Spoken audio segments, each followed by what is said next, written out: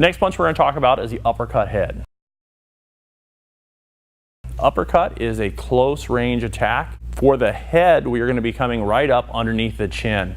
Often saw in boxing, the uppercut can be quite devastating when properly delivered.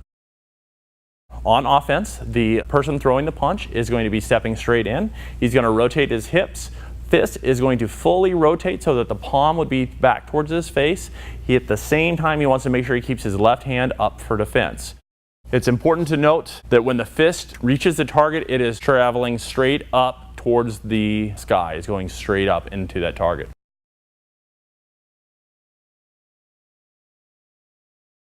Next punch is uppercut body. Unlike uppercut head, it is going to travel out almost parallel to the ground. There's a slightly upwards angle to the punch, not a great angle.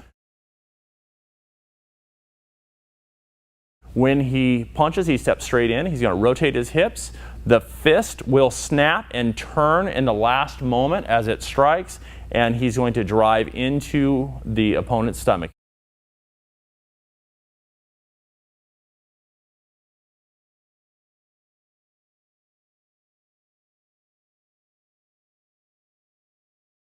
Next, we're going to be looking at the block for uppercut body. This is going to be different than the inwards block we use for uppercut head. The defender will step straight towards the opponent and they will rotate in and down. They're going to want to drive their left hand, the blocking hand, towards their opponent's stomach or sternum depending on the height of the attack, typically down into the stomach. You'll notice that when he throws the block, his right hand has came up to cover his head to provide defense. Left hand is driving down and in. The pinky side of his hand is facing into the opponent while his palm is pointing down towards the ground.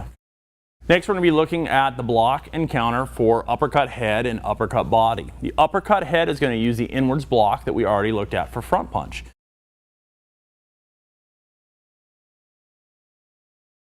So as you notice, Noah's stepping at the 45-degree angle, rotating the hand in on the inwards block and then delivering his counter to a low target.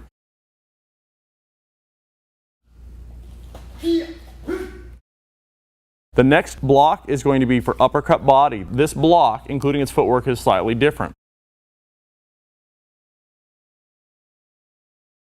The opponent, instead of stepping to the side, is going to step in because he's going to need to jam up the attack. The left hand is going to come down and across and drive straight into the solar plex of the attacker.